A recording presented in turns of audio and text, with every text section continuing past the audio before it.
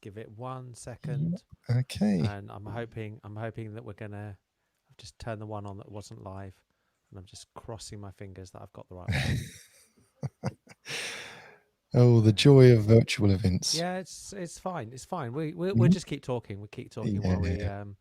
while we work out which one is not on there. But I'm hopeful it's going to be there. So it says it is, but it isn't. It does say it is, doesn't it? Yep. It does say it is, but it isn't going to be there. To explain this to people, we're actually using Restream to broadcast. From Restream, we then copy this. We go through something called, we're using StreamYard to broadcast. From StreamYard, we go to Restream. Restream then goes to the website. And just a quirk of how YouTube works, that you need to embed things, and then you need to make sure you get the right embed code and the right event. So it's not liking that event, but we will try and see if I can find what the right event is, and we will keep talking.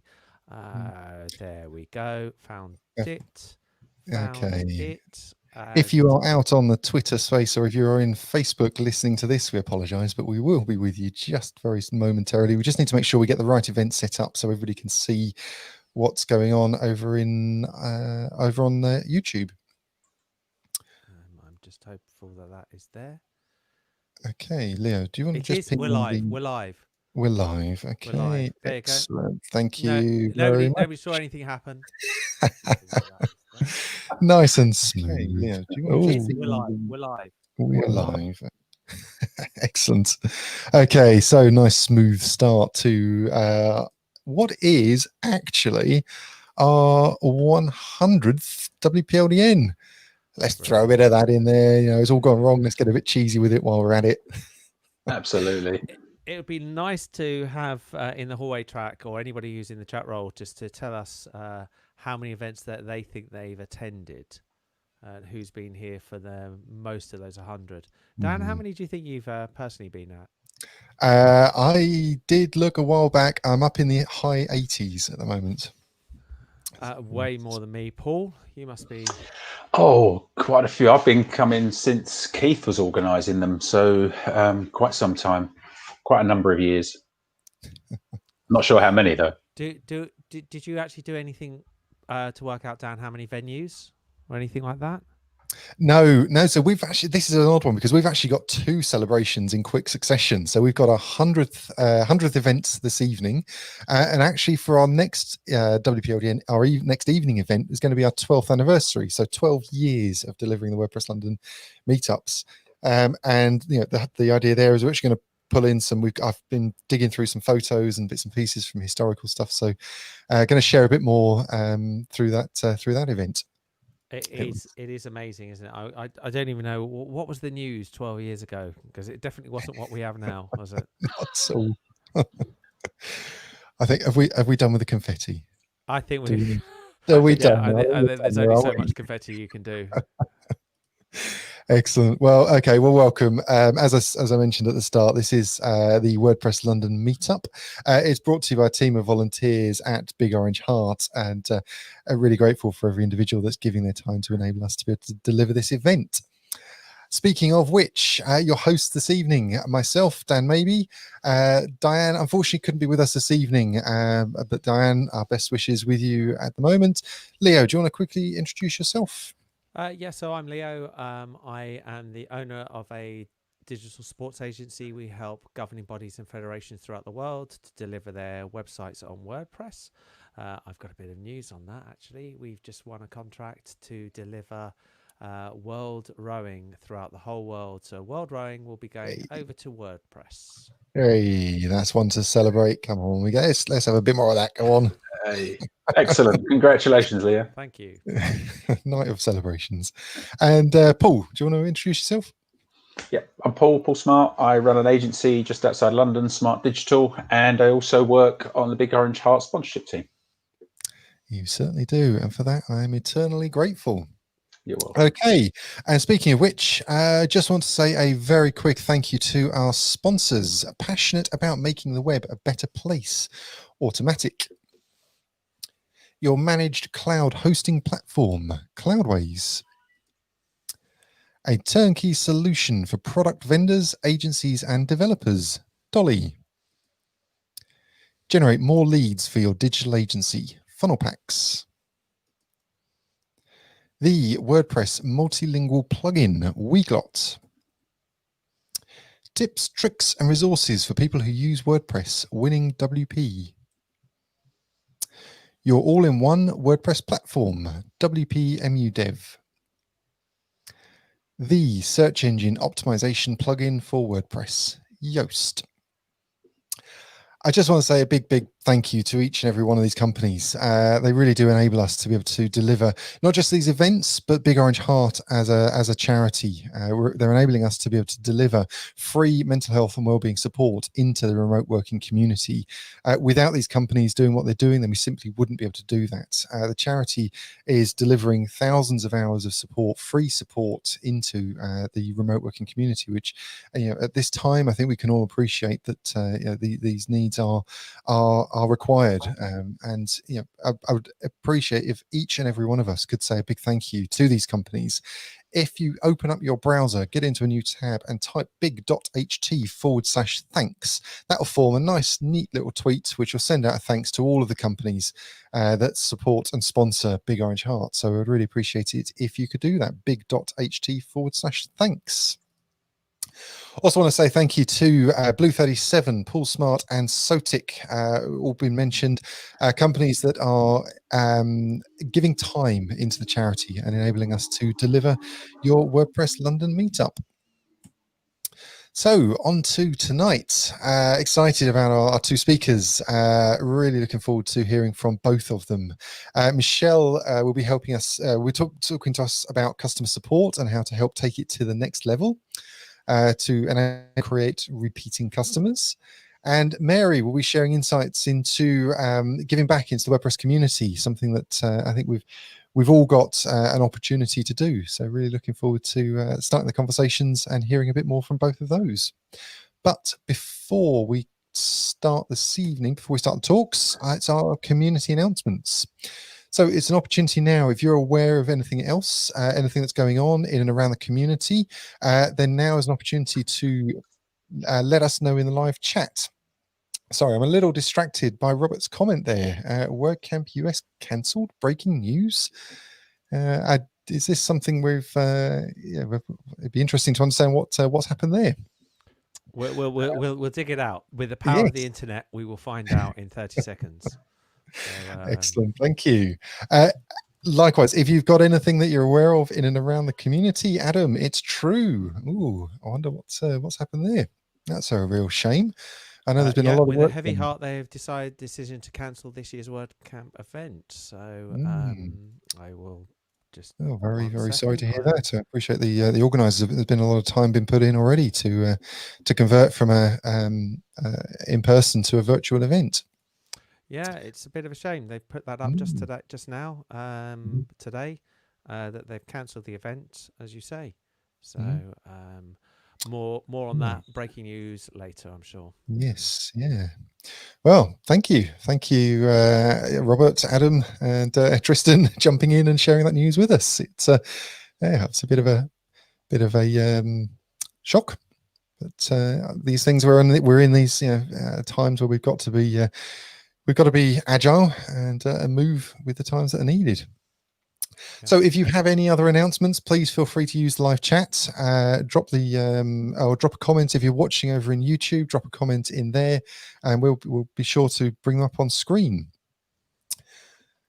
Okay, whilst we wait to see if we have any other announcements coming up, a few things we want to talk about. A big one. 5.5 release candidate has been released. 5.5 RC. Arguably the biggest update since 5.0, and if you were a user that continued using the classic press, a bit of a stumble there.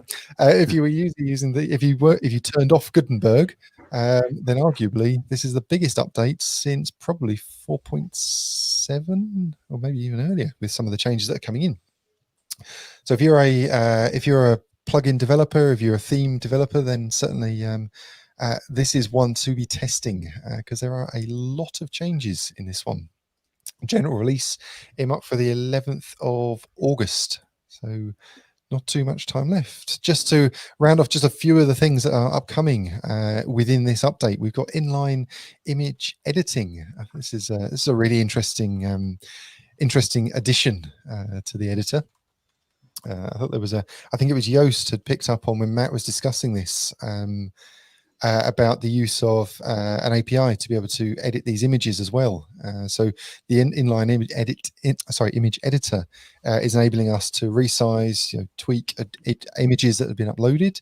But obviously the idea of being able to do that with an API makes it perfect for social sharing images. Upload one image, get it to the perfect size, depending on where you're sharing it. Yeah, I think this is a really interesting area that we're going to see of repurposing content, and I think this is going to be a continual conversation that we're going to be having about how you repurpose content, not just for the traditional website environment, but for other environments. And when we won't be talking about it today, but when we've talked about headless in the past and how we use the APIs to deliver, being able to manipulate images is another element that has to be done. So it's an important step. Absolutely, yes, yep. So we got block patterns, device previews, end of block overwhelm. Quite a few big items in here. But discover, install, and insert third-party blocks. That's another big move. Essentially, the concept very similar to installing plugins, but from within your post editor. Interesting to see. So are we seeing the move? Are we seeing the move away from plugins to blocks? And arguably, the advantage of that is that it's a lighter piece of code potentially that just does the elements that you need at the right end, rather than a big plugin that could be containing a lot of other areas. So it'll be interesting to see how that moves. Absolutely. Yeah, I think you're right. Lee. I think this is going to be the start of a move towards blocks and away from plugins.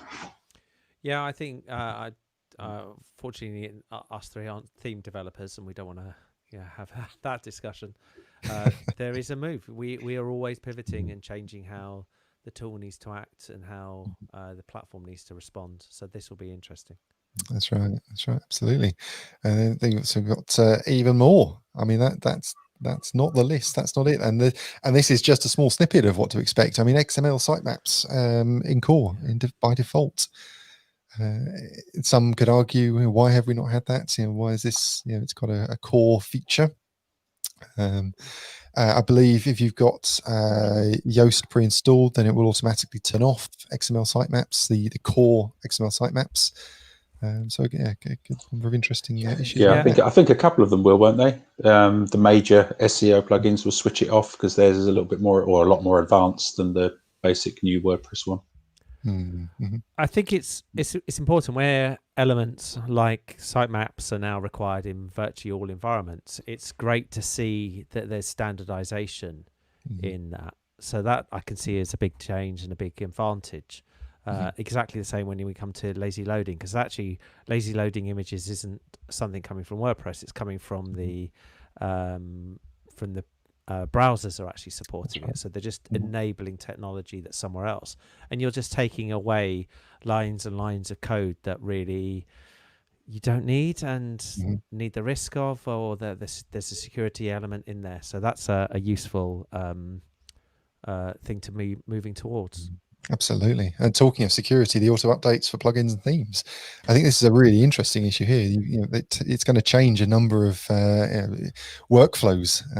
I was having a conversation earlier on, or in fact, a member of the Big Orange Heart community had actually piped up about the issue around workflows for agencies when it comes to auto updating and some of the challenges that might present. Well, I'm really interested on this one because I'm a big believer in this, but I don't want to sit here and be the only one drinking the Kool-Aid on it. And I'd be interested to hear what you and Paul think of the idea that WordPress is forcing updates, potentially forcing updates, unless you try and hide it, etc. I mean, for a long time, good thing or a bad thing? Yeah, I mean, for a long time personally, I've always been of the mindset that I'd rather have a secure site that's broken visually or functionally than an insecure site that hasn't been updated. I'd rather have those updates come through, and if it breaks, we have we use some services actually from WPMU Dev that it enables an auto update. But at the same time, it will take a backup before the update, and then it will do a visual regression. Take a look at compare it between I think multiple versions. I think the days have gone. The bad old days when you would have a Windows server that you would sit there and do an update once every year or so, and claim that each time you did an update it'll break things. I think it's important that we are moving forward. There may be the converse argument that this is something that I do as an agency owner. I provide it in my care plan to my customers. So will that be my customers saying to me that they don't need to pay? I mean, there could be a few people out there that feel like that.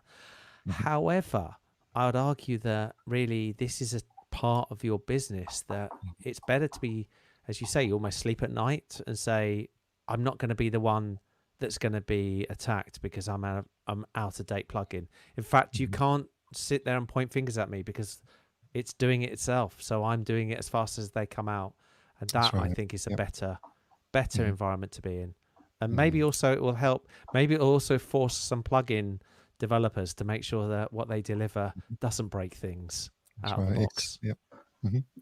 It's interesting times, isn't it? Absolutely. So we've also got the option there. I don't want to skip over better accessibility. Within this, it's a lot of work is going into trying to continue and improve. So I think if we did, Graham would be on our case in about 4 seconds to say that you've jumped over that one, which we all know how important that is. Absolutely, yes. Yeah, I appreciate there's a lot of time going in across all the teams to try and continually improve WordPress as we know it. The final one there, updating plugins and themes via an uploading a zip file. Excuse me.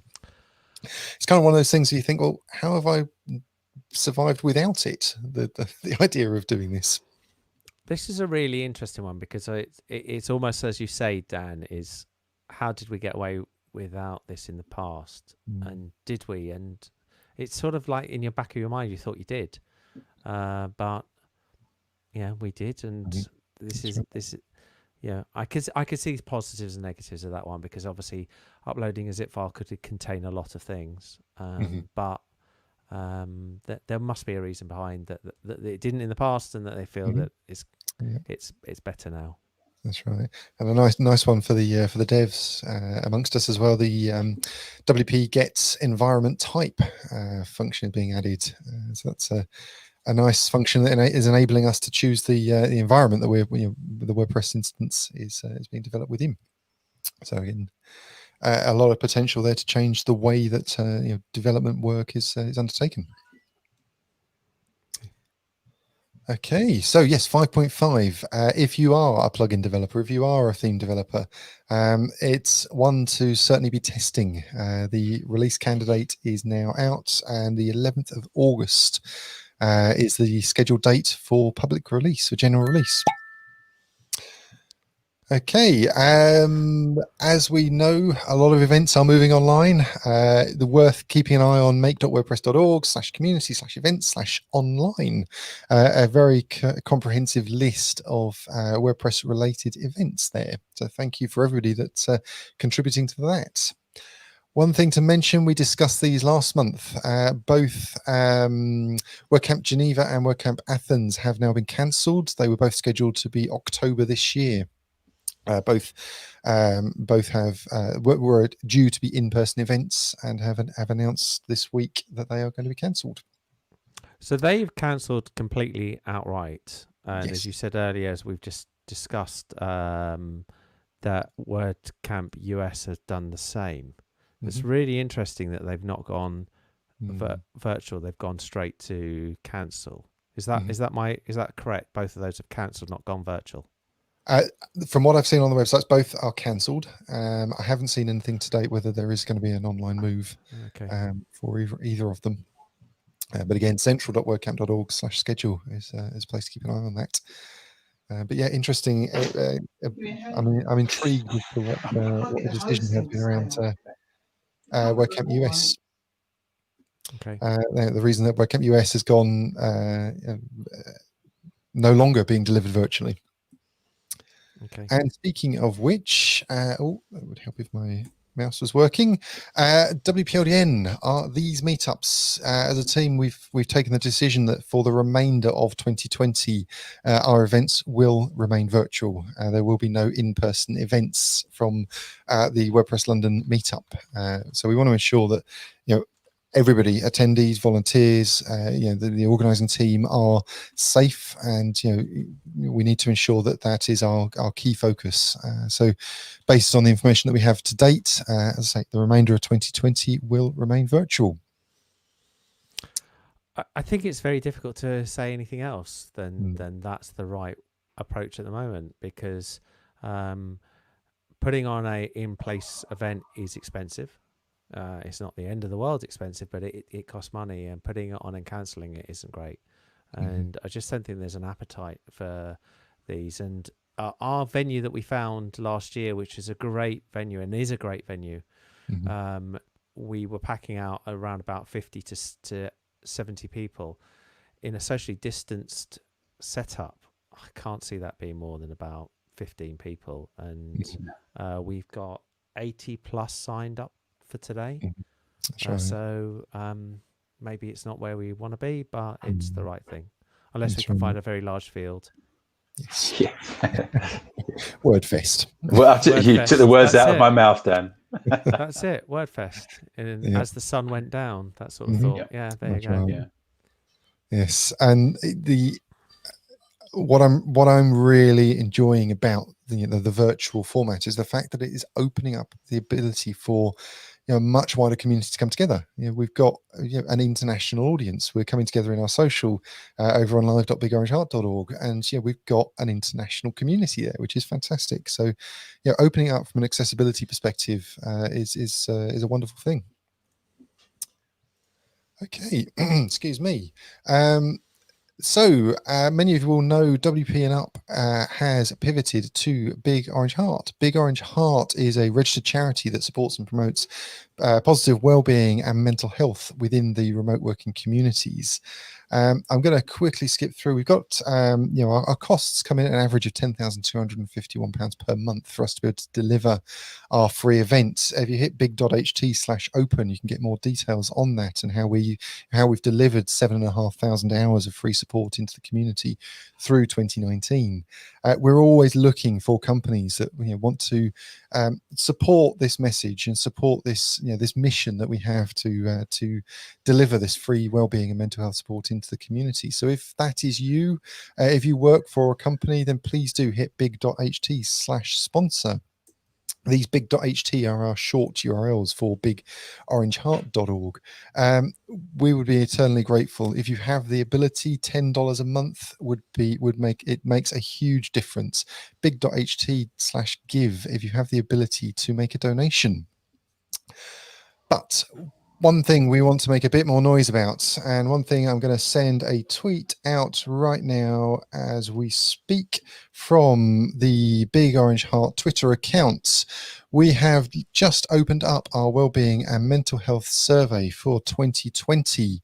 Some of you may remember that we launched this in 2019, and we're wanting to use this data to enable us to be better informed, to be able to deliver the right support for us, the community. So please do right now hit big.ht/2020. It will take you about 3 minutes to complete the survey. Our chatbot will walk you through. If you completed it last year, you'll be familiar with it.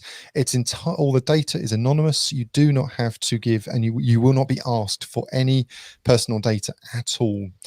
Based on the information we received last year, we saw that our community had twice the national average of both the UK and the US in terms of suicidal thoughts. Now, that is incredibly disturbing, but that information enabled us to provide further training and education into our team and provide further suicide prevention support at our core. So this Data really does make a difference to the lives of our community. So please help us spread this word, help us spread this message, big.ht/2020.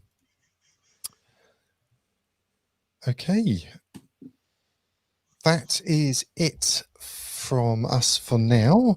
I am now going to invite Michelle. Let me just take some slides off and invite Michelle up on the stage with us. Michelle, good afternoon. We're in different time zones. How are you? I am great. How about yourself? Very, very well, thank you. Great. I think we have to Very start well, thank you. with that breaking news that we had, because I believe you're an organizer for WordCamp US. Yes, I am an organizer for WordCamp US. This has actually been my 4th year helping out organizing. It was a really hard decision that was not came to overnight. It was a hard decision going from having an in-person event to a virtual event in the first place, especially with it being the 2nd year of St. Louis. We kind of already had things in place for the venue and everything else, just like what we did in Nashville and then before that in Philadelphia. But not for being saying officially on the organizing team, but just myself. You can, in the blog post, it talks about the view with the pandemic, and then just the online fatigue that's happened with attendees and organizers and volunteers. A lot of people have lots of feelings for how WordCamp US, especially in like Europe and the big regional ones, should be. And really about 60 to 70% of what people say is great about those regional WordCamps is the networking, the people bonding, the feeling of it being more like a family reunion. And you can't completely get that with a virtual event. Yeah, I think our heart goes out to you on this, because I think the reality of, especially when you put in a huge amount of work, the 3 of us have been involved in organizing WordCamps as well. It's a huge amount of work, and it's devastating when you know that you're going to put in that work or you're geared up to do that. So I know it's very difficult for you to make an official comment, and we're not trying to push you in that direction. Oh yes, but we do feel personally, on a personal level, really, I'm sorry, we're really devastated to hear it, and please pass our comments back to the team, and I'm sure they'll come back stronger and better, and it's going to be a great event when you put it on next. And it was definitely something that took a lot of time before the decision was made, and it wasn't really held off from the public at all either. Like there wasn't any like holdout on it. We actually had our full team meeting yesterday where the lead trio announced it.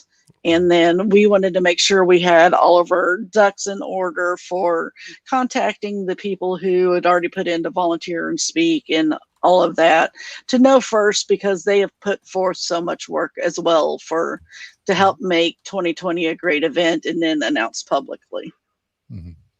Yeah, absolutely. So I thank you. As I just want to echo what Leo has said. Really, really grateful to you personally and the rest of the team, obviously for the time, energy, and effort that you've put in to get to this point. And just echo Leo's thanks around. We look forward to the future. Coming back stronger, coming back bigger, and enjoying that time when we can finally, as a community, come together again. And I think there'll be a lot of hugging and a lot of tears when it comes to this. When it comes to us coming back together again. Maybe not hugging. Yeah. Yeah. From a socially distant hugging. Air hugs. virtual hugs. Okay. Well, Michelle, you are going to be talking to us this evening about creating a 5-star customer service experience. I'm just going to pull up your slides on screen. There we go. We are going to duck out now, and we're going to hand the stage over to you. If anybody out there on live.bigorangeheart.org has any questions, Michelle is going to be running a live Q&A at the end of the session. So please do drop your questions over in the live chat. If you're watching out on Twitter or on Facebook or on YouTube, again, drop the comments in, drop the, and we'll make sure those questions are asked at the end. Michelle, thank you very much. Over to you. Thank you so much. And also, I'm going to start with a pro tip that Dan and I learned on Tuesday.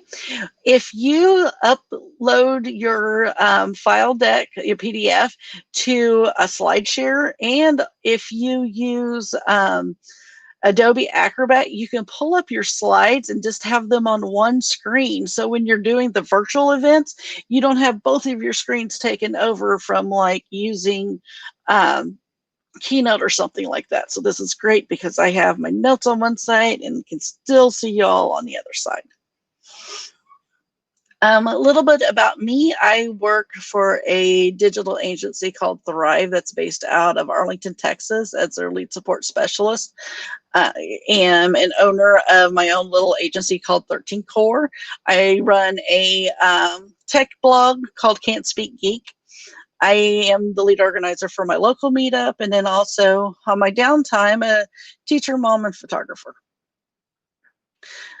You know, there's a lot of different books and talks and everything about what is great customer service. And when you really look into customer service and what is good, what is not, a lot of times you think of the restaurant industry or the travel industry, where you see needs being met, like your glass never getting less than half full, empty at a restaurant. If you're on a cruise and the housekeepers make the little fun animals with the towels, it's really the little things that go a long way to make great customer service. And any company can build a great product. They can have this phenomenal product or service. But it takes great customer service beyond the selling of that product or service to stay in business. Because you can make something that's just completely amazing. And if you have shoddy customer service, or where you neglect your customers, or just have bad back and forth communication, probably not going to stay in business too long, because people are going to talk, in that type of marketing is a very negative one. They say when you have something good to tell, you tell one person, but when you have something bad to tell, you tell 10 people. And it can grow very quickly with those negatives. And then you realize that you have to have great customer service, but what does it take to make that great customer service? For number one, you have to set your standards early in the game. It needs to be when you are building that business plan and you're the only employee, owner, manager, everything. You need to set that standard for your customer service. And then for yourself, and then for the other employees coming on, you have to have all of that training. And you have to have those standards written down and accessible to everyone at any time, because you can always refer back to, we have this gold standard for our clients, and this is how we should. And then also be, for in the picture, be a great leader instead of a boss. Because when the leader gets down and still does everything that all of his or her employees do, it can make a huge difference with just the thinking process of how to run the business. And then there's 6 considerations of a quality company. Is that if it has a systematic approach for achieving the key success factors. Is it driving employee empowerment and innovation? This happens a lot when you are able to have employees that are autonomous instead of micromanaging.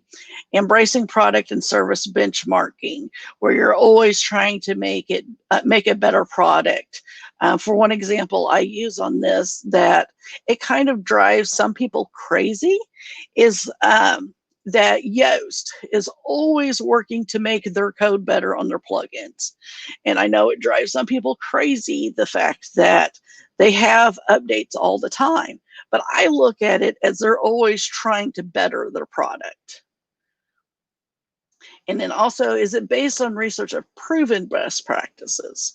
And is the company transferable to the company's culture? Like, is the CEO, the middle management, the employees, the janitors, everyone living that culture? Is everyone doing what they preach? And then also, is it effective in creating a culture of innovation? You always want to embrace that better never stops, always be growing type of atmosphere. And then when you get to building your team, building your business of people, you want to have a team and not just hire employees. You want everyone to want to be there, not to get a paycheck. Because oftentimes the people who are just there to get a paycheck and not really care about their job, it's going to show in how they react to the customers. And then also take the time to find the right person for the position. And with that person, you can always teach them the skills, but you cannot teach them, inspiration and dedication. We just went through at my company of hiring 2 new support specialists. And some of the biggest things that we looked for is more of the soft skills and that they had. Do they have the right fit with our type of leadership? Do they have the right fit on what our voice is? Can they be teachable on those things? Even if they don't have as much as the technical skills, do they seem like they're easy or wanting to learn? And then with those new hires, have them to talk to multiple people in the company. Have them talk to the CEO who can share his or her vision and passion of the company. Have them to talk to the middle management person who's been there a long time, but is definitely out of the honeymoon stage, but can talk about the loyalty of the company. And then also talk to the last new hire to show why that person chose to work there and why that person feels it was a great choice. And when there's all of those different aspects coming in, it helps for to build that company culture from the start. And then once that person is hired, it gets into training time. And this happens so much more than it should, but please do not train by fire. Don't just throw them in there and say, have fun, bye. I've had that to happen in a number of positions I've held, and it just doesn't set the new hire nor that department up for success. And then also train on the technical and the personal aspects of that position. When I do our training for our department, we talk about, this is how you do things. But also, if you have a client who's like this, you can do it this way. And then also giving them the option to make the best choices for what they are handed to them. And then give time for the appropriate training. Sometimes there is such strict of, you've got 2 weeks for training time, and then we're throwing you into the wolves and it's sink or swim. Some people, it takes a little bit longer to learn. Some people are really fast at learning. Some people need just a little more, a little less hand-holding at the let go moment. Work with the person and not just a specific timetable. And make sure the trainers know the job they are training others in. I've seen this really be bad in retail and tech jobs, of where someone is training them and has never actually did that job because they just moved sideways in management, or it had been so long that they have done those particular jobs. They've just kind of forgotten what it's like to be a new hire. And then for employees and managers with their team, happy team members will go above and beyond their minimum standards. I've seen on Facebook and Twitter of the meme that says, people who are empowered will always do more. And respect goes both ways, especially in this day and age. The whole respect your elders, respect the people above you has really changed into more, I'll respect you if you respect me. But it's always just a good way to live life, of respecting everybody, and that the janitor is just as much as part of the company's team as the CEO, because everyone has a spot at the table. And engage in a department. If you are in the more management roles, make sure you're reaching out and saying hi to Cynthia and happy birthday to John and congratulations on the baby, Janice. One thing that I always found neat was Walt Disney himself would walk around the grounds of Walt Disney World and Disneyland and would pick up trash and throw it away. And he would greet a lot of his employees and the visitors to the parks. And that he was really one who got down and engaged with his people and rolled up his sleeves and joined the team to make it a success, instead of being the type of manager boss who'd be like, oh, I see trash there, go pick it up. And then the great leaders take the time to ask and then to also listen. Oops, sorry for that noise. Going into effective managing, there's 12 different elements that a company should work for every day and strive for, to make sure that the team is fully involved with the company, because that heart and passion and sense of family and belongingness to the company and to the team will show off in that customer experience. And then with the employees, that they know what is expected of them every day, that their expectations are set, and that they have the materials and equipment to do what is best for them, making sure that their technology, their computers are good during this time of remote working, that they have reliable internet, that their mental health and their physical health is being taken care of. And in the last 7 days, that they feel at least once a week that they have received recognition or praise from someone at the company, and that their supervisor, or just anyone at work, shows that they care about them as a person. That brings in the whole family feelings. That there are people at the company who encourages my development, that wants everyone to grow, and that their opinions count, and they know the mission of the company, and that they feel that they are part of that mission, and that everyone is committed to doing quality at work, and that they have friends there. And then also talk about progress for the individuals and the team to grow, to make everyone better. Oops. And then provide what is needed to succeed at the company level, so that the employees can do their job well and build those customer experiences. And that involves making sure that the technology is there. And then a big one is giving trust to your employees that they will make the best decision with what they are given. That helps out so much with giving that power to your employees to be able to make those decisions to experience. Hold on 1 second. Sorry about that. I forgot to turn my notifications off. One thing with like this is say there's a customer client who has went over on their hours, that person can make the choice themselves of, can we give them a little bit of bonus of like 30 minutes so we can get this project done, or do I need to go back and tell that client, no, you need to pay for the extra half hour, to make those decisions themselves.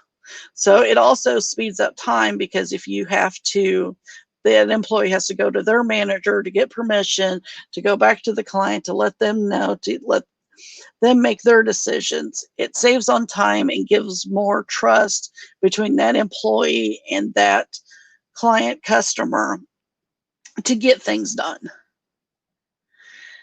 And talk with the team to ensure that there are positive work environments, that their needs are being met. Make sure that you are on that level with your team, that they can come to talk to you at any time. And then always look to improve. You know, take out that because this is how it's done approach and let everyone speak. For example, with that being like having weekly or monthly meetings of reviewing the processes, and let everyone pitch in to say what they think that could be done better, because sometimes the people who are in the trenches but on the lower end of the hierarchy scale can come up with some amazing ideas. And then, as our science biology class in school taught us about with the scientific equation, we also have the quality improvement equation, which is kind of the same of identify, analyze, come up with solutions, pick the one you think is best, do it, and then evaluate, rinse and repeat. It's that scientific process can be handled with anything in life. And then also know when you are, especially the owner of a business, it's very hard to say, but it's frankly not about just you. It's about providing that service or products to others. It's about every person who walks through that door or sends in a lead to you about the services.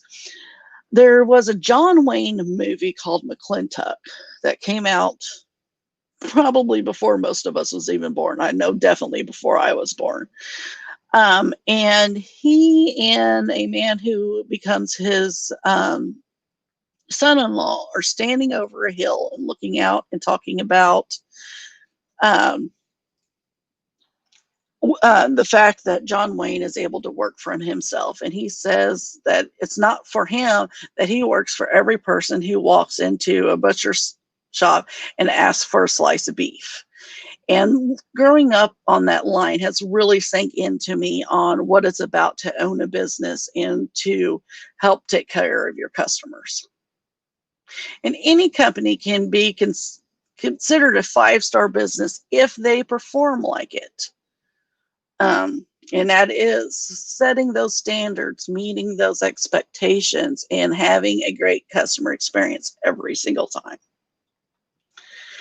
But you wonder, how can you create that experience every single time? It's actually fairly simple. Number one, be nice. Even if they come in angry, yelling, screaming, be nice. It's just like the old Roadhouse movie with Patrick Swayze. It's really just that simple. Being nice can completely change a client over, because they might have just had a complete horrible day, and you standing there smiling saying, "I will help you," could be the change that they needed for that day. And be welcoming. Keep the door wide open. Always be available to talk to your clients. There are some clients out there who do a mix of talking professionally and a bit personally, because they might not really have that many people to talk to. And it's especially important in this world where we do have a lot of physical disconnect with the coronavirus. I have one client of mine who we anytime we have a call, it ends up being about 60% professional, 40% personal, because we've just built up that, communication. But just always be available when you are available. Don't let them push you over and saying that they can call you at like 9 o'clock at night because they want to change a sentence on their about page.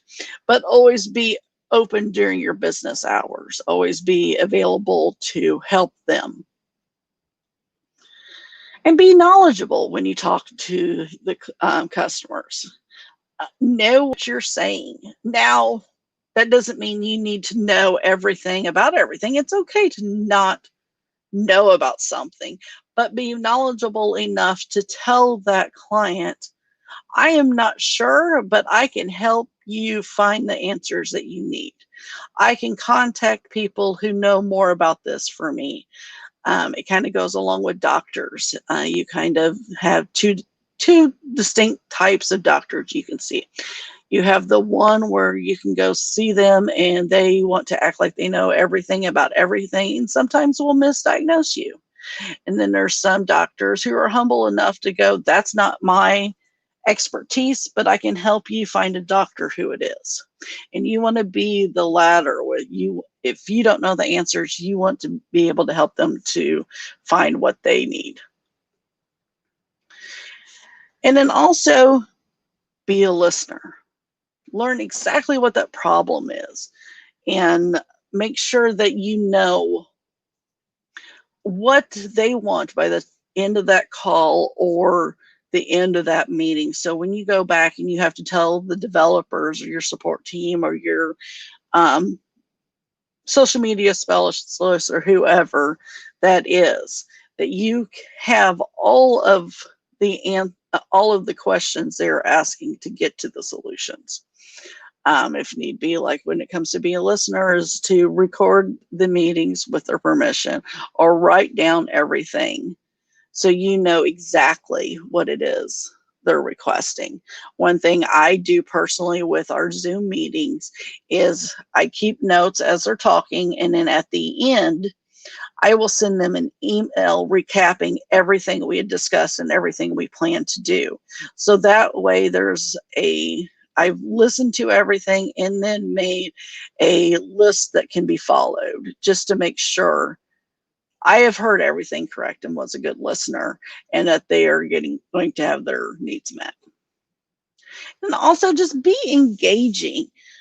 There's so many times I've walked into a company or business needing help with something or wanting to purchase something.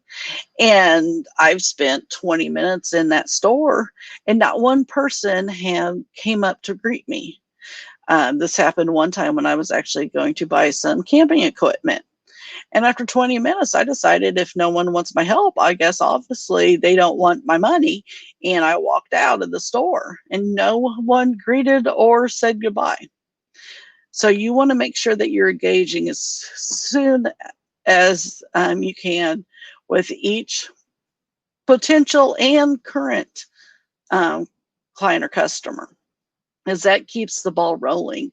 One of the things we do for being engaging is if we haven't heard from a client for, like, say that we just host their site or something like that, we'll send out emails to them saying, hey, just wanted to catch up with you, make sure there's no changes you want to make on the site and that business is doing well.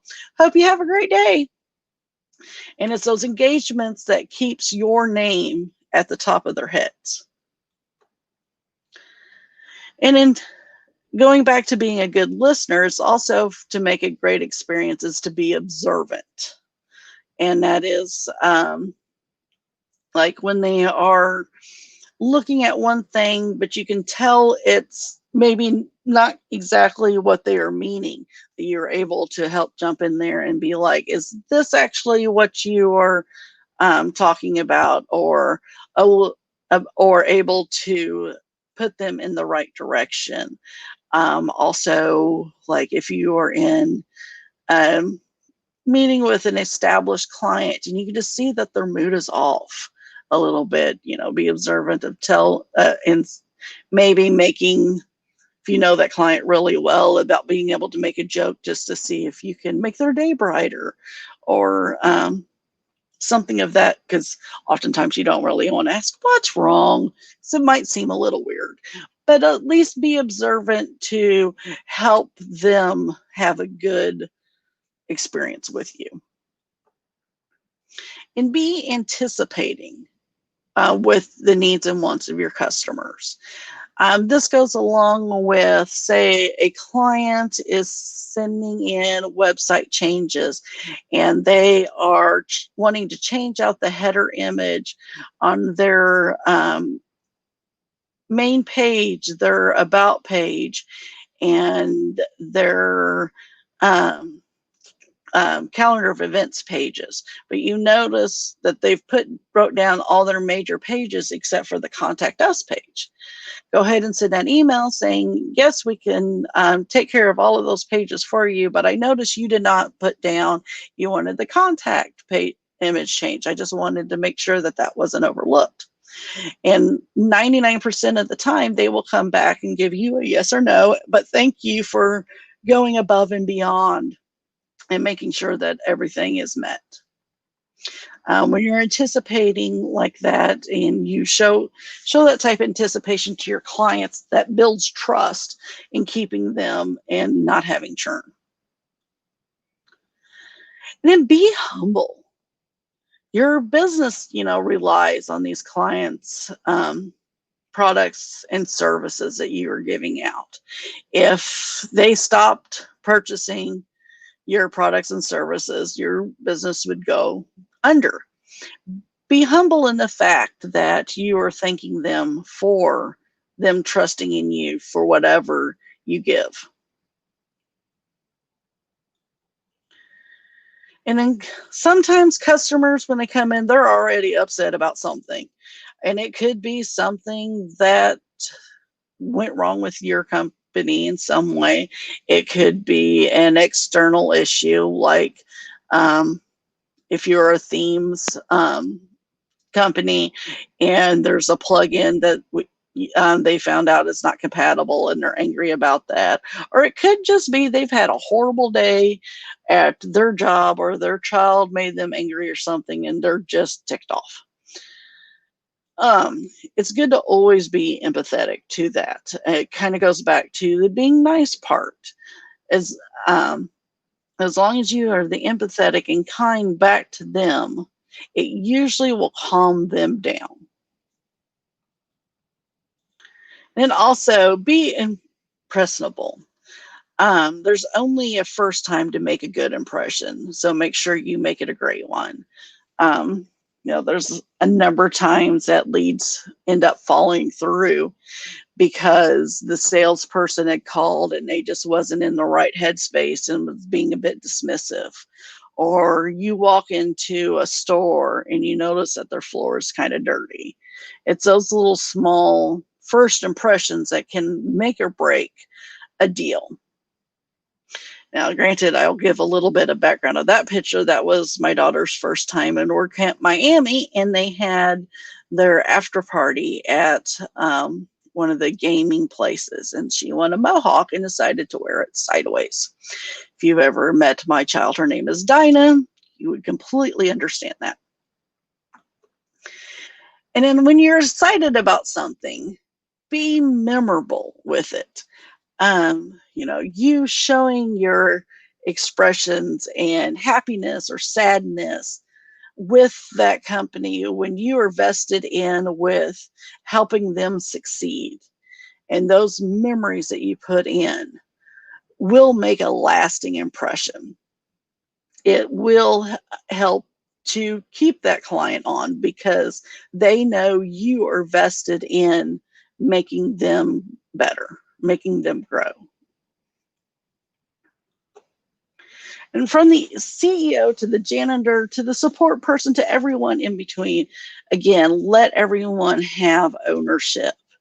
Let them be able to make the best decisions they can with what's provided for them.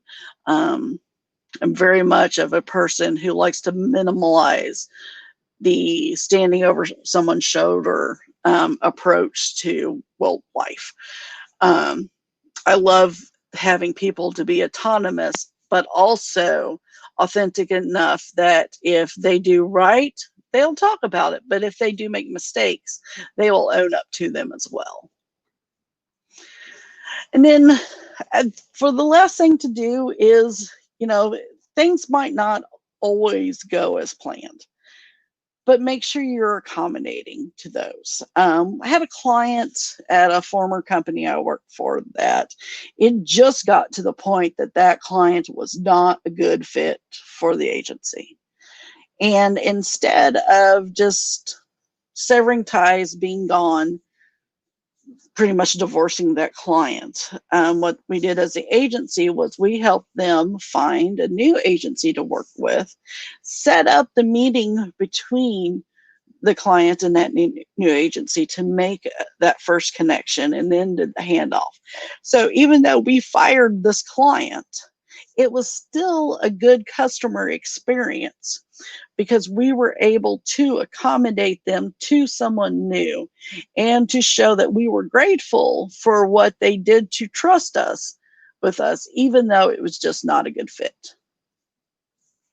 And then with that, since I ended up on kind of a little more down but happy note, always make it a positive experience when you do let the client go. And then, does anyone have any questions? I think I can stop. Thank you. Yes, thank you so much. Just so much in there, so many good things, and so many things you could just apply to life in general. I mean, it was absolutely fantastic.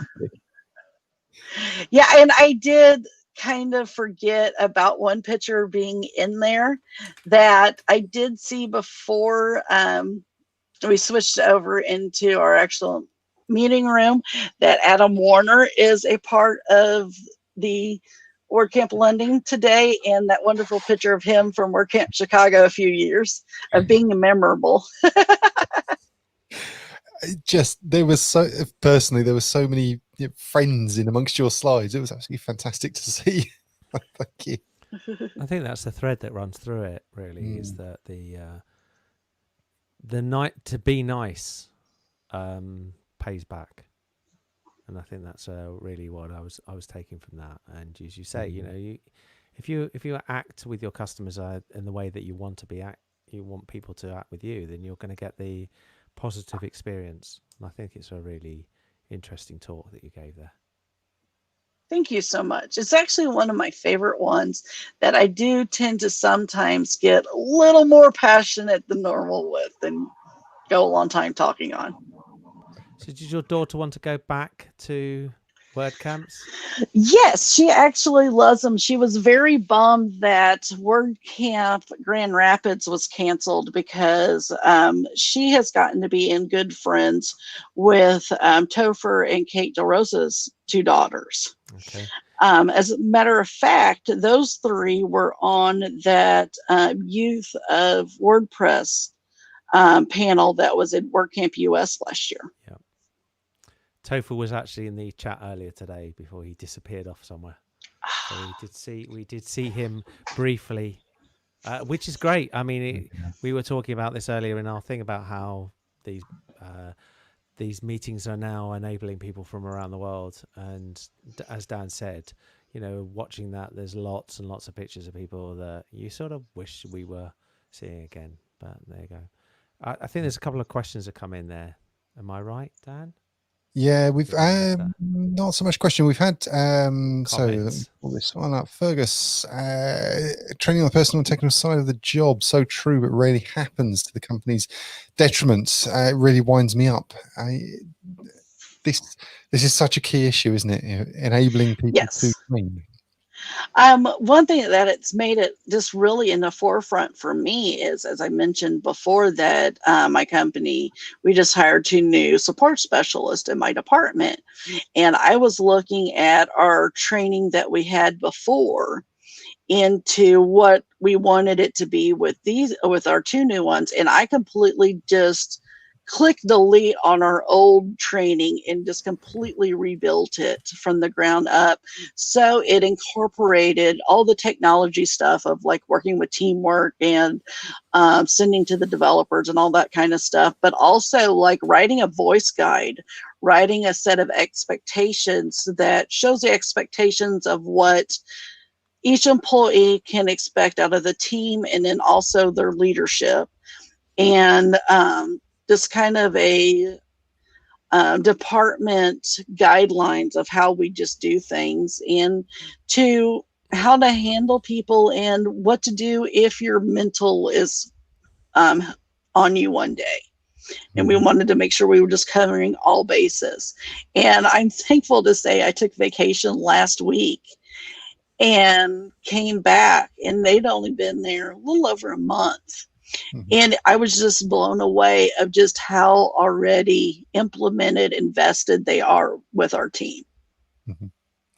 They were already doing things organically that I was planning to talk to them this coming Monday about starting to do. Amazing. It's enabling your staff, enabling your team to take responsibility is such a key issue. And I think you also touched on you never know what you're dealing with, do you, in relation to your customer? You don't know what experience they're having that day in that moment, and it can be quite challenging, can't it, in terms of trying to deliver support or trying to communicate with the customer. You may face somebody who's angry or somebody who's upset, and you just don't know what's happened elsewhere in that day, do you? Our three main focuses are be autonomous, be accountable, and be kind. And not in any particular order, but that's just how we just run everything, and it seems to work. Excellent. It's just there's so much to take on board, isn't there, when you're delivering customer service, when you're supporting customers. It's such a wide-reaching role, and you need, it really does come down to people, doesn't it? Yes, looking after people. And I think that's the thing, isn't it? Now we've moved from an environment where it was delivering a goods or delivering a service, and the service was good enough. And now it's the reality is that the service is never good enough if the people that are delivering it don't put empathy in it and don't deliver and make you happy. And we're behind you in this country against in America, where the have a nice day sort of approach has never been sort of our mantra. But I find myself, if I sit there with somebody who gives me good service and I thank them afterwards, find out their name and just say thank you, the difference that I know they walk away and go, right, that's going to make a better day for them and a better day for me. And it's like adds 10 seconds, and I hardly ever talk anyway, so adding 10 seconds is a good thing. It's really, and it can just a smile and just the words, I can help you, can completely change a whole conversation. Totally. I think you touched on empathy and having some level of understanding of trying to understand the individuals that you're communicating with, and it just crosses such a wide variety of situations, doesn't it? But particularly when it comes to customers, and you obviously you'll talk about creating 5-star support and creating repeat income and returning customers. Yeah. And I know I put a lot more emphasis on the company culture and the training really than what I did with actually interacting with the clients. But I feel, and it's been shown with the difference in companies, when you build that culture from a start and you empower the employees, it translates into the better customer service moments. Mainly because, like, if you go into a restaurant and you have a waitress who's all just happy and bubbly and to be there and pouring your more tea and saying thanks honey as you leave, tends to, at least on the American side, get more tips.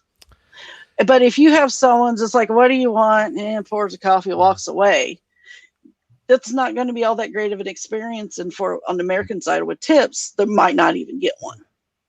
It is different. We don't have that same tip mentality here, but the reality of the service level, and I'm sure we all have service examples of great service, and it is people that make good service. And I think you're absolutely right. And we have somebody from this parish who isn't here today, but Vito. And when you sign up for his product, you're greeted by a video, very similar to how you get greeted by a video when you join this platform.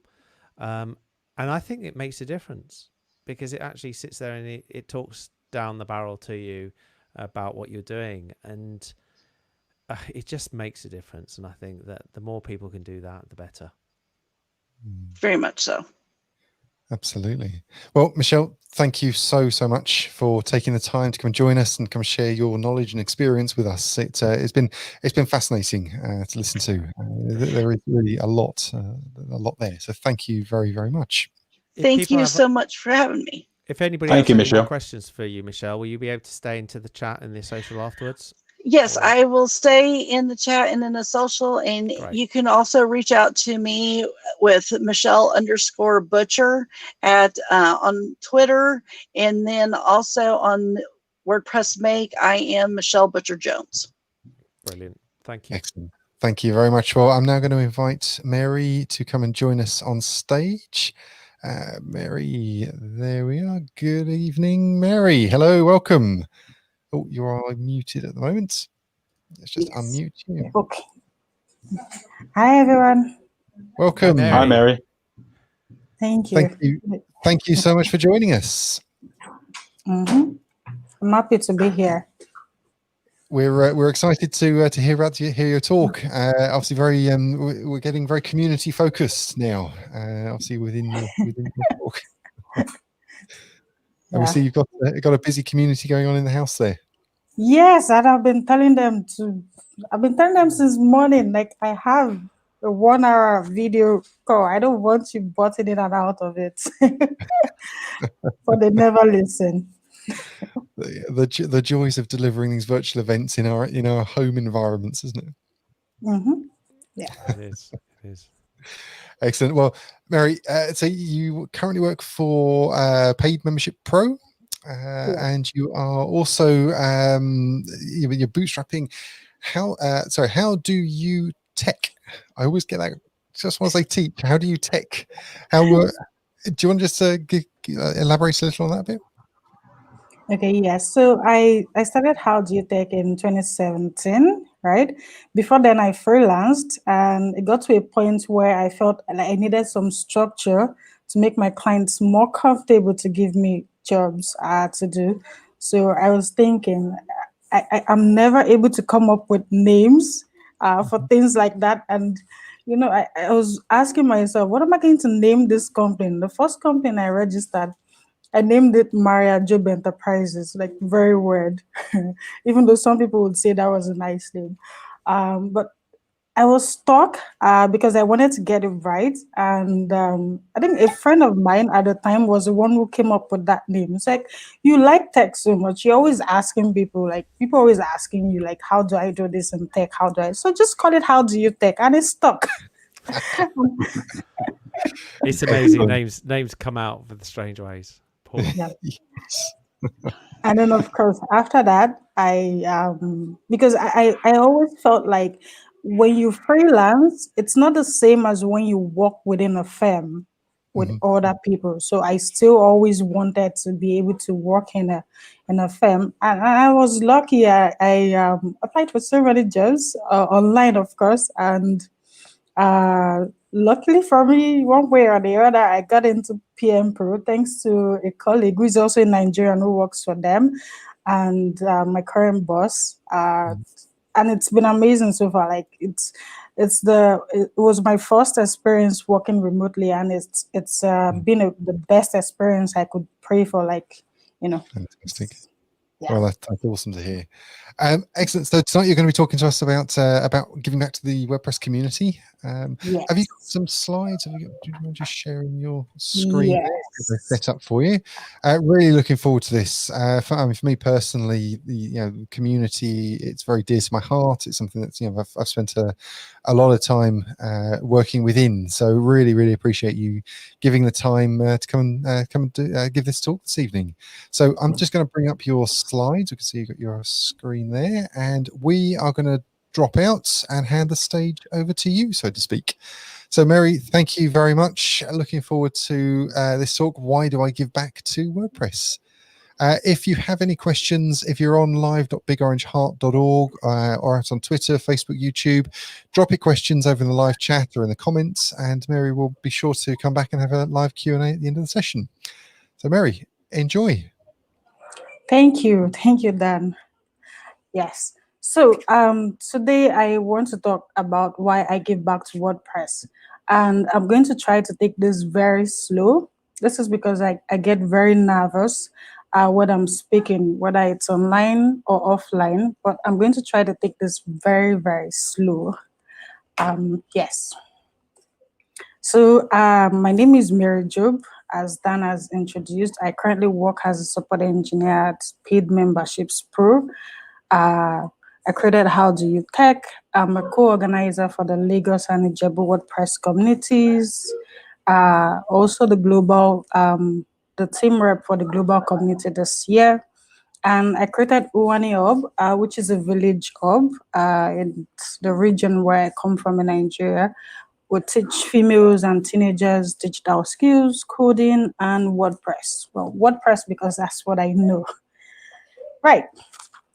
Growing up, when people ask me, what do you want to become? I always tell them, I want to study business administration. The truth is, I didn't know what business administration entailed. And I can say that growing up, my strong thoughts was never in mathematics. I mean, I passed it enough to get by, but I hardly ever got an A in mathematics in my secondary school. And if you know business administration, you know that you need to know mathematics to actually get into a course like that. Right. The time came and I did my JAM. It's like a universal exam you do here when you're going to college or university. I passed. I had selected business administration as my first and second choice, right? And when I went through the JAM Brookhill, this is after writing the exam. I should have done that before. I was looking at the requirements for different schools and I kept seeing mathematics, some even further mathematics. And then I was asking myself, why on earth do I want to study business administration in the first place? Like, mathematics is not my friend. It has never been. So I got into the two schools that I selected because you have to select two schools. And, and then I told my dad that I want to change my course. I want to do a change of course, which you're allowed to do. And then he kept asking me, are you sure you want to change your course? Because all the way back, if you ask me what you want to study, I'll just say business administration. I ended up changing my course to philosophy because I saw in the brochure that it didn't require, none of the schools required you to have a distinction in mathematics. It was mostly a credit, yes, some even a pass. And to be honest, I got a pass in mathematics when I did my final high school exams. So my chances of getting into business admin as one of the top students they would pick was very slim. And that's how I ended up studying philosophy, which I didn't regret, by the way, because growing up, I people always said I was philosophical. I don't know why. And when I read what philosophy entailed, I was drawn like, oh, wow, this is very interesting. Why didn't I think of this course in the first place? And that's how I ended up studying philosophy. Another thing I thought was I wouldn't have, by studying philosophy, I thought I wouldn't have anything to do with mathematics. Like, yes, mathematics, I'm done with you. Same thing with marketing, because to me, marketing was buying and selling, and I suck at buying and selling. I tried it once. I ended up going into debt and had to work to pay back what I owed. So for me, marketing was a no-no. Mathematics was a no-no, or anything that had any semblance of mathematics. And yes, another thing I wanted was to be an HR professional, right? Which is why I wanted to do business administration. And in 2012, because I finished school in 2009, went for my youth service in 2010. It's a national program compulsory for all graduates. And after that, I came back home and I got a job in a hotel. That's where this first picture is from. I was a receptionist slash secretary. Yes. When I started that job, it took me about 3 months. They promoted me to being the secretary because only few people knew how to operate a computer old um, in that old establishment, and it was a big hotel in Lagos. So you could imagine they kept asking me, "How come you're so good at using computers? Like you never make mistakes?" Because at work, when you make mistakes, you get charged for it. They literally take it out of your salary at once. But I never had any computer glitch or mistake that I made at any point in time. So I got promoted to being the secretary. So I was spending time as a receptionist and then switching with the person who was then secretary every 2 weeks. We're doing it 2 weeks on, 2 weeks on. Even at that time, I still thought I was going to be an HR professional. I registered for this Chartered Institute of Personnel Management. If there's one thing that I know that I've always wanted, it was to manage people. One thing that I knew that I could do very well.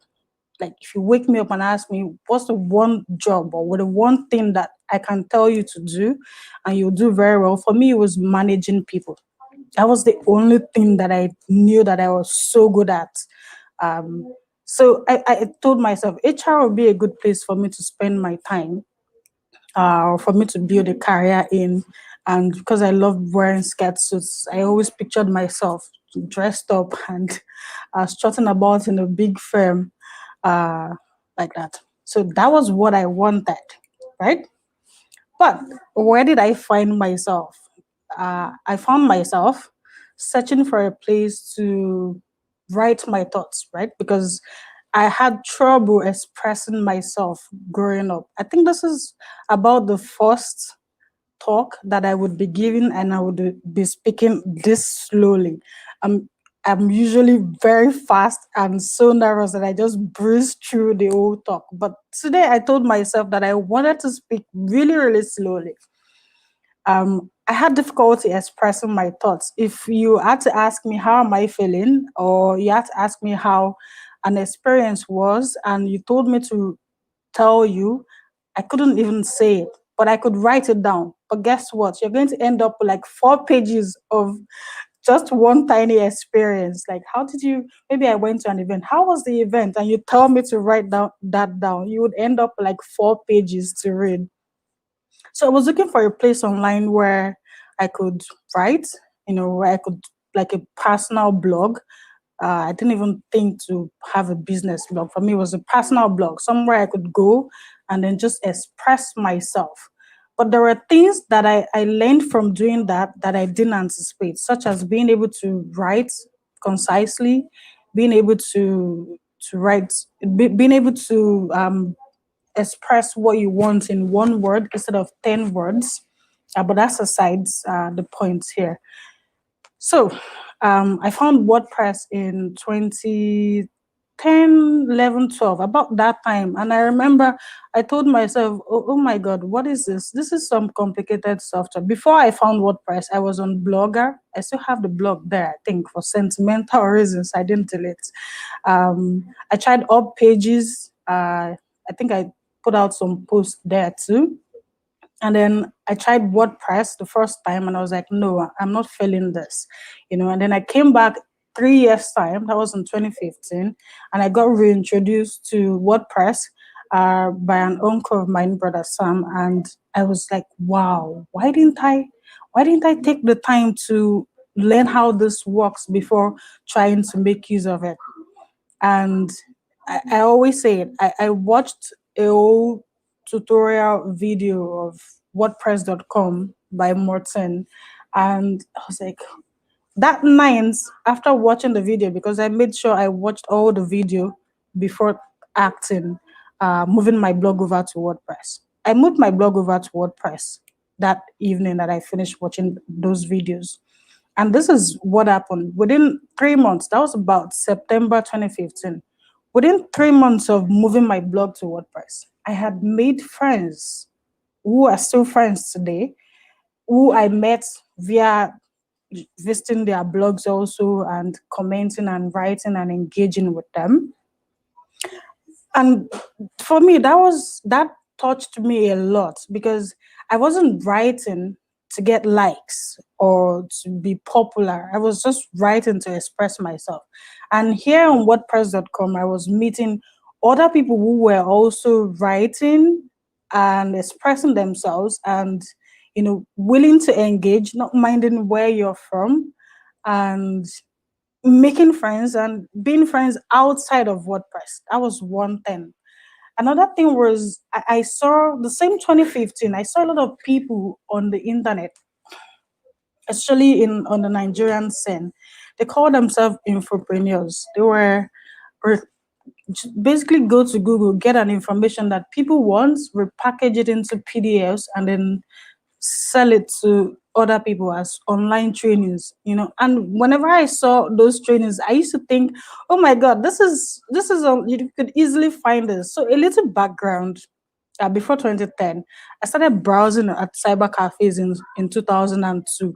I mean, back then, chances are you were never going to find a female in a cyber cafe. Like, what would you be doing there? But I literally spent all my feeding money going to cyber cafes between 2002 and 2010, because I had gotten into college for a diploma first, and then I went for the degree in philosophy. So I spent 2002 to 2006, no, to 2008 in the university at the strike option, which is almost normal here in our schools, where the teachers go on strike for maybe a year.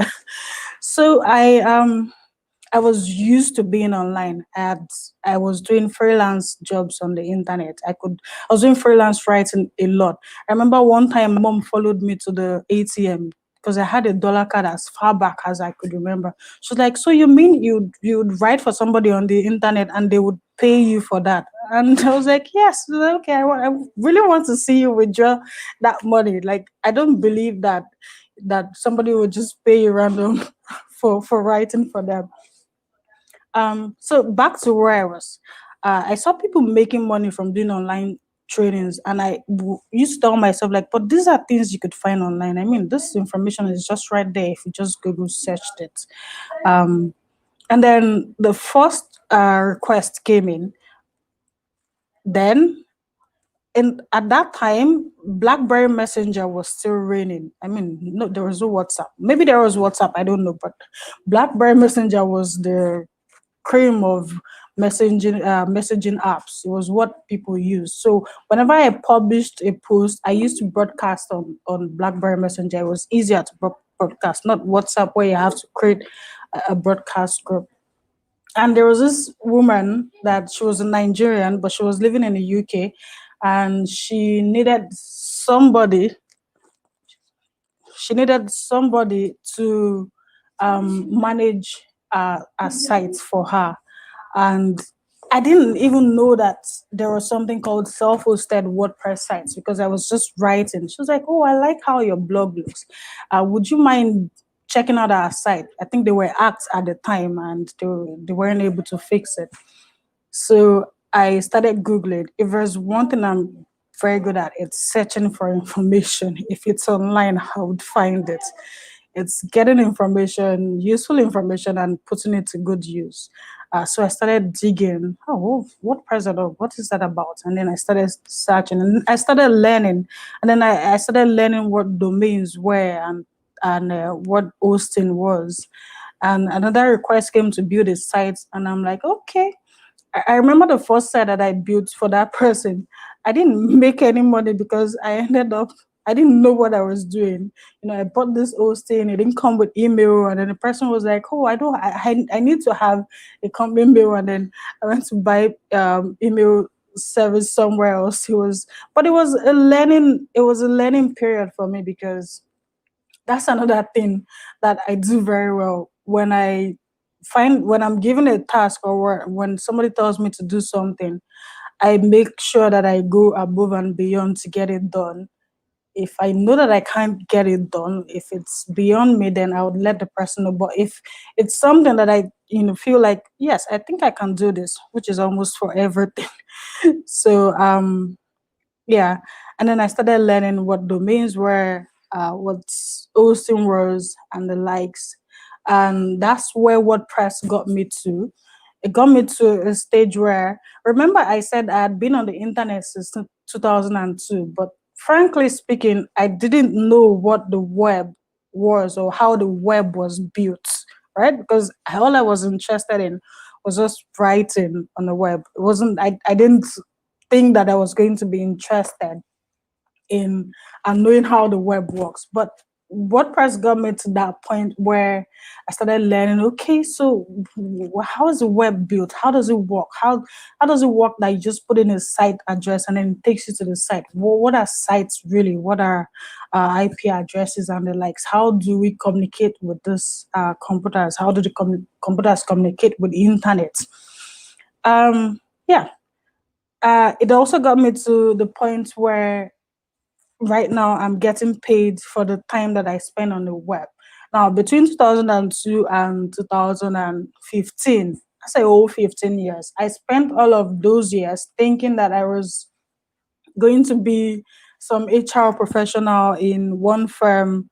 I never thought that I would get to a point where the internet would actually be where I earn my income from. Because for me, it was a side, something to do on the side, and I mostly did ghostwriting, so I didn't even know the people that I was writing for. And when you do ghostwriting, you have a contract to not publish the writings somewhere else. WordPress got me to the place where I can now say I work from home. And this one is funny because I remember when I told my mom that I wanted to work from home. I was in 2017. They're like, oh, so you mean you just wake up in the morning? Because that was what I would do. I would wake up in the morning and sit at my desk, and when they're making noise in the house, I'm like, you guys are disturbing me. I'm trying to work. And my mom would be like, are you working for real? And so many times my dad would call me and say, should I call so and so friend? Maybe they could help you get a job. And I'll look at him like, I'm not looking for a job. I have a job, or I'm trying to have a job. But they didn't believe me, of course, because they thought, okay, maybe she should grow out of that phase. But of course, now they know that you can actually get paid working on the web. So they understand that. In fact, I think my mom knows perfectly what WordPress is. If you ask her, she would tell you what WordPress is, even my daughter. So WordPress got me to a place where I could work from home. I had something to teach people, in the sense that if you had asked me like 5 years back, like, what can you teach?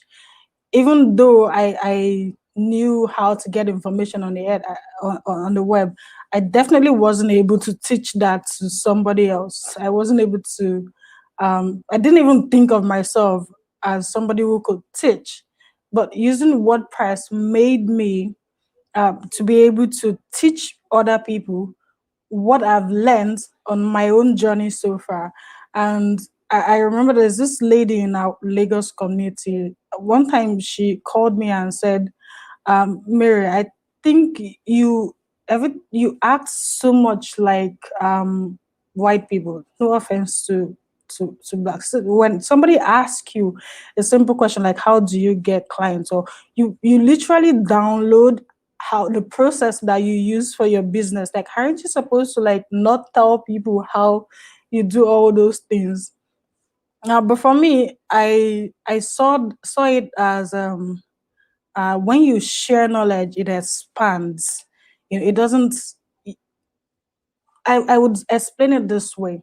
So I skipped a lot, by the way, but just briefly. In 2013, I left the hotel job where I worked because I felt like my brain was becoming dormant. I was eager to learn. I wanted to just learn, and the job was making me.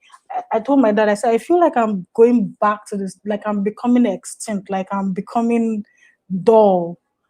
because of the work. So I went back to school to get my master's. Because I came out with a third class when I did philosophy. That's another story. I had to do a postgraduate diploma in mass communication first, and then I did my master's in information resources management. And I had this teacher who was also my supervisor, and she taught us knowledge management, and she opened my eyes a lot. Professor Okbeke, I can't forget her. She taught us a lot about why you should share knowledge and not hold it back and not keep it to yourself, because she would say that if you have an innovation that you're battling with and you've only gotten the starting point, there's somebody else out there, because there's no new thing under the sun. There's somebody else out there who has got the finishing point. If you shared and that person shared, chances are you would meet each other and boom, you have a new great solution on your hands that should benefit the masses, right? But if you withhold that knowledge, how does the other person get to know that there is somebody else out there who is also working on the same thing that you did? That was the analogy she used to explain it to us back then. Yes, so back to where WordPress has gotten me to a place where I could easily teach other people all the things that I've learned in the past 5 years, and also in the past 10 years before that. Knowing that I could make an impact on another person's life, that's a lot for me. That makes me happy when somebody that I've been able to guide tells me that, oh yes, the path you pointed me to works. And I think that also makes me like my time in customer support. Because when a customer tells you, oh, thank you so much, this solution works, I just feel so happy. Like, yes, I was able to help somebody out there in the universe, across borders, right? Yes. So this is also part of what WordPress has gotten me to, because I probably wouldn't, maybe, but I don't think I would have traveled out of my country. My second travel out, because my first one was to Ghana, which is about 10 hours drive away. My second travel was to WordCamp Cape Town, where I spoke at their WordCamp, and I remember that day I was so nervous to get on stage. It was my first time speaking anywhere, for that matter, and it was all because I started blogging on WordPress.com. So the question, why should you give back? Why do I give back? So anytime I'm faced with that question, or I see people talking about maybe something terrible that happened to them in the community, I look at it from the perspective, and I want to tell them that you need to ask yourself, why do you give back? If you can answer that question, why you give back, then you would have your answer. You would know why you do what you do. For me, it's a lot of things. People, yes. So I wanted to share this.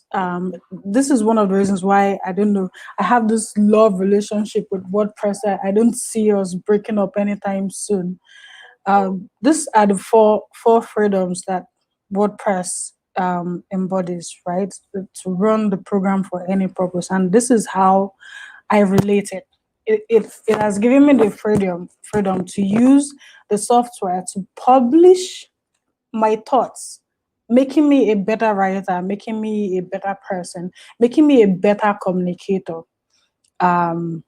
Yes, because my last job before I decided to work from home, remember I mentioned at the beginning that buying and selling was something that I would go into depth if I venture into a business like that.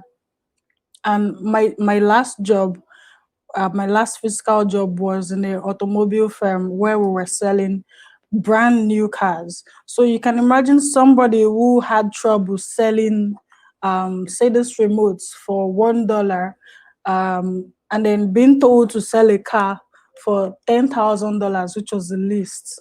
Yes, back then it was a list telling somebody to sell a car for $10,000. That was a huge leap for me. And everybody would say, "Oh, Mary, you're so good at marketing."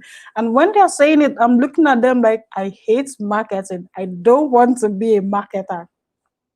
But the things that I learned while writing on WordPress and why building sites for people, because essentially when you're learning how to build sites for people, you're learning how you want to make that site useful for the person you're building it for. You want to be able to advise them on how to make sure that their site is useful and functional, right? So apparently I had been learning skills that I didn't even know that I was learning. And I remember at that car firm, before I left, I believe we sold over 13 vehicles because I used only 3 months to work at that firm. We sold over 13. And every time I would ask myself, like, how did I pull this off? Some of the cars were 20,000 euros. How did I pull this off? Like, I have no idea. But I know that it is because of the things that I had learned in the past that I was able to excel at that work. And I remember when I said I was leaving, it was a auto shop selling Kia vehicles. They had reached out to me from the Kia head office asking me, "Why are you leaving that firm?" Oh, and I told them, "I'm sorry, it doesn't align with my personal goals anymore." So WordPress has given me the freedom to use the software to publish on my blog, to learn how it works.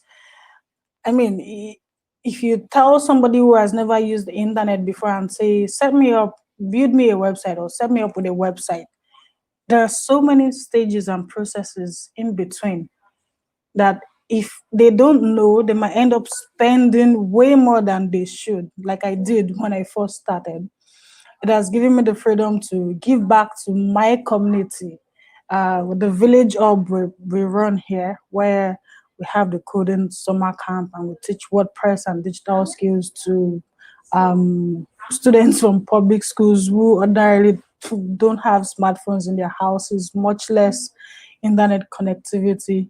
And seeing them being happy whenever they come over here before the pandemic, of course, it made me feel some sort of joy, some sense of fulfillment, because these kids will walk up to 5 kilometers just to come to our hub to interact with us and learn something about the computer or the internet.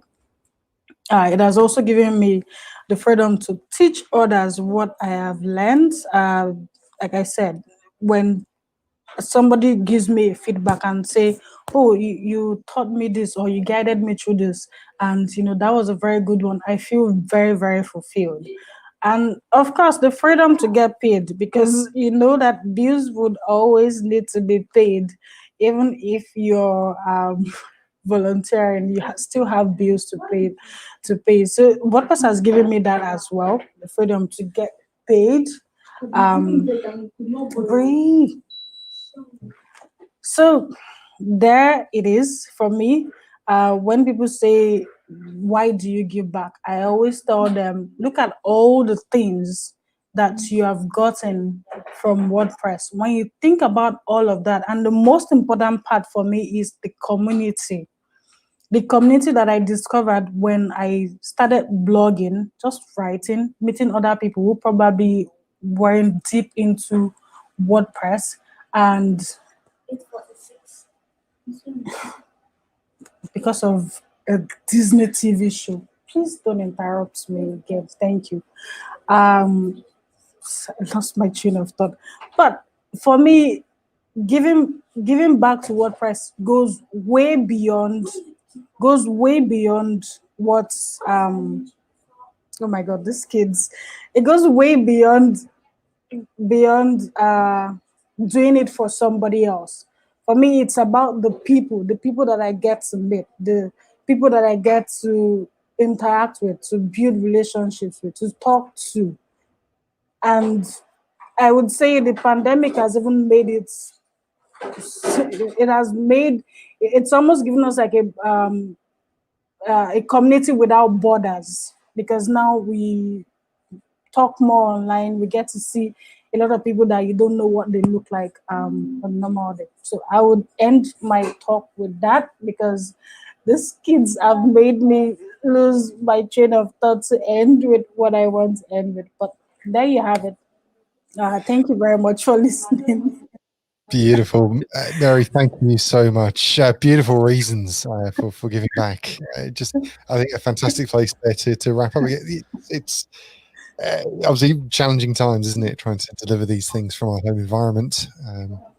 But obviously beautiful reasons for giving back to the community. I really love the why you're wanting to do what you're doing. So thank you. Thank you, Dan. Mary, can I ask, you Yeah. mentioned a little bit about the community and the community where you are. Can you just give a little bit of an outline for those of us who don't know, including myself, what the community size and where and you're involved in?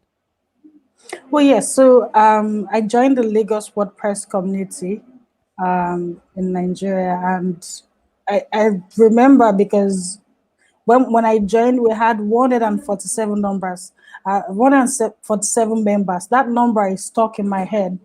And I believe today we have over 3,000 members in that WordPress meetup group. And so, because I at the time when I applied for the to be a co-organizer for the Lagos community, I wasn't living in Lagos. I was living in Ijebu, which is about 2 hours drive away from Lagos. But they said because there was already a community, that why don't I join that community? So when I came back to Ijebu and the Lagos community was thriving, there were other people to take up the mantle when I wasn't there. So my brother applied for a community in Ijebu because I also introduced him to WordPress. He's a farmer, so I told him you should always blog your farm produce or whatever you do on the farm. So we started a community here in Ijebu. Ijebu is a smaller community. I think we have over 200 members. It's a much smaller community. But so I co-organize for the Lagos when I'm there and for Ijebu WordPress communities. So excellent. Would you, what advice would you give to somebody that's considering, starting a meetup or starting to build a community? For me, just as I said at WordCamp Europe, if you're looking to start a community, one of the things that you should make sure that to do is to treat the community not like a personal movement. I think that helped us a lot in Lagos because I created a Gmail. I uploaded all the photos. We actually have a photos album where all the photos from the first to the last meetup, we put it there. I made sure everything was there, and I would always consult with the co-organizer, who was the one who started the community. If I wanted to do anything, I would never do anything without consulting with the community. So I treated it like it was something that I could start, and then when we grow, somebody else should also continue. And then even the person that I handed over to as also handed over to 2 other people who are very keen. So that's, for me, it's that chain helps to spread the word, to grow the community, to make people feel comfortable to come forward because they know that it's not one person's property, it's for everybody who does WordPress. Absolutely, yes. That that sharing of the knowledge and enabling other people to come on and take the baton and move on is so important, because we do this for community. We don't do this for self, do we? We do it for the wider community. Because there are so many other people out there. Sorry, there are so many other people out there who don't know, and when you do it for the community, they then know and they are brought into the light. Please stop it.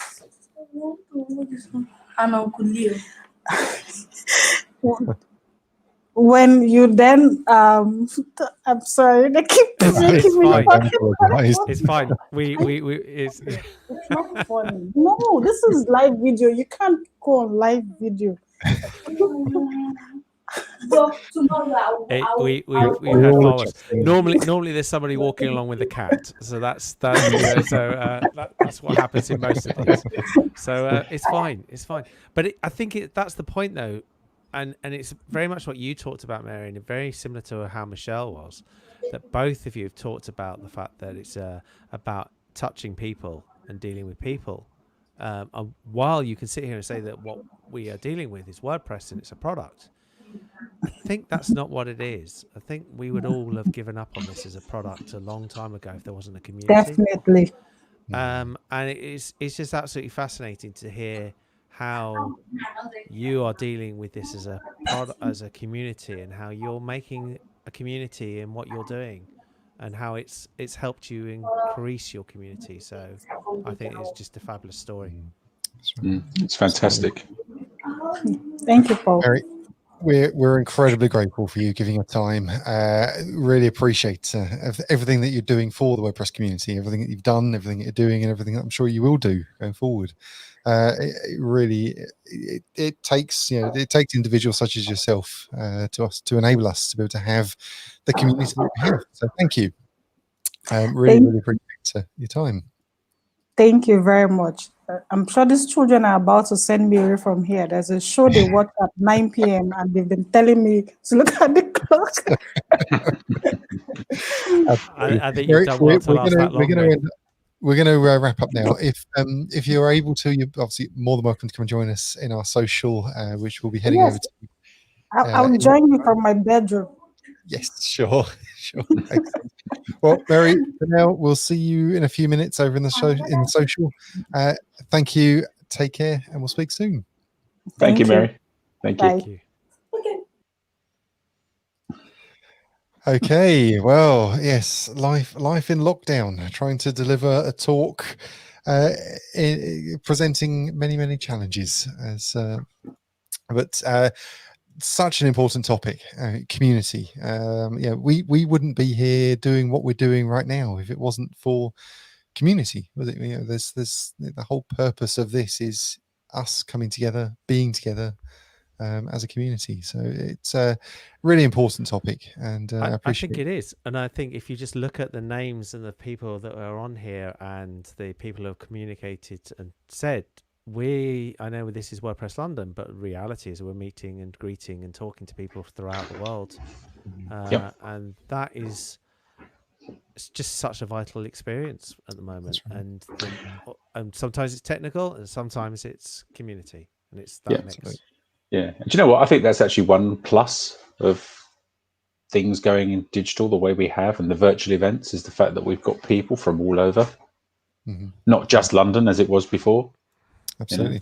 I mean, you think we're our 100th, so yes, we need to have 100th events, and here we are with two international speakers. One from the US and one from Africa. So I mean, it just goes. It really is demonstrating. We're opening up so many opportunities here, and it's wonderful. We're used to our WordCamp community. We're used to our meetup community being able to come together, and we've got to try in some way to hold on to that that magic that we had, because it does it does feel like magic to some degree. Those times that we have with the community. I think if we even think, and you said that you were going to be doing this a number of years ago, and that you were going to be having a community meeting with people throughout the world, and you're going to do it all from here, you would have been said no. And although you can argue this isn't all about WordPress, again, WordPress powers most of the things that people are dealing with in this environment. So it is about WordPress, and it is about a use and a movement in that direction. Absolutely. I think what Mary picked up there on about the 4 freedoms that that WordPress is built around. It's so important, isn't it? This is built around freedoms, and let's continue that. So with that, let's wrap up and let's connect with the rest of the community over in the social. Before we do that, though, quickly, just want to say a big thank you to our sponsors. If you haven't already, if you've been enjoying this event this evening, please do hit that URL big.ht/thanks. It'll put together a nice little tweet so that you can then send out to thank all of our sponsors who are enabling us to be able to deliver not just the WordPress London meetup, but Big Irish Heart as a whole that is supporting the remote working community. We are continually looking for your feedback. As we've been talking about this evening, it is about community, and you are the community. We need to hear from you. We need to understand what you want as a community. So wpldn.uk/feedback. We would really appreciate understanding what it is you're looking for. Upcoming events. So our next one, how on earth are we in August? How has that happened? Our next event, WPLDN Daytime. So these are shortened versions of the event that you've just participated in this evening. So these are on the middle of the day UK time, so 1 p.m. Really happy to announce we have Abba Thakor going to be speaking at the next event on the 13th of August. Can I just clarify that? You said it's a shortened event and we're having Abba talking. That's right. Yes. It's going to be fantastic. I'm in trouble now. I know I'm in deep trouble for that comment. Yes. But yeah, no, really looking forward to it. Abba's going to be talking to us about how can we use closed captions on our video to reach a wider audience. Then our next evening event, 27th of August, which happens to be the Thursday before the bank holiday, I believe. It would be great if you can come and join us. We will be opening up the registration on meetup.com on the WordPress London meetup page, and then head back over to live.bigirishheart.org to join us. Speaking of which, we're going to head over to the social. If you are in live.bigirishheart.org, at the top of your page, you'll see a link that says social. Over there, you can start or join a table. You have the ability to open up, create your own tables, move about, have conversations as you wish. You're not stuck within one space. Just to quickly wrap up, as I've mentioned, as we've discussed this evening, big.ht/2020, an important URL for us at the moment. We've officially opened up our Wellbeing and Mental Health Survey 2020 within Big Irish Heart. It's an annual survey that we run. The data from that enables us to deliver support within the remote working community. So please help us. You can spread the word by hitting big.ht/2020 tweet. Again, it'll put together a nice little tweet for you, which will share the link out. We would really appreciate it if you could share the message amongst the community. Other than that, I want to say a huge thank you to both our speakers, Michelle and Mary, this evening. I would also like to thank my co-hosts, Leo and Paul. Really appreciate you giving your time this evening. Thank you, Dan. And to Diane, who isn't here tonight, but we hope is feeling a bit better. Yes. And we'll be here next time. Otherwise, yeah, the humour doesn't come with that. We need Diane here for the humour. We do. We need the laughs. Yes. Absolutely. And come on, we've got to wrap up on one more final confetti. Really, that has definitely, it's paid you to do that one, hasn't it? Yeah, you're gonna get in trouble for digital littering. We are. Where are we? 1 month away. So 27th of August happens to also be our 12th anniversary as well. So WP, the WordPress London meetup, will be 12 years old when we run our next evening event. So do come along, do come and celebrate with us. It would be great to have you. For now, we're going to head over to the social. We shall see you soon. Take care. Thanks, everyone. Goodbye.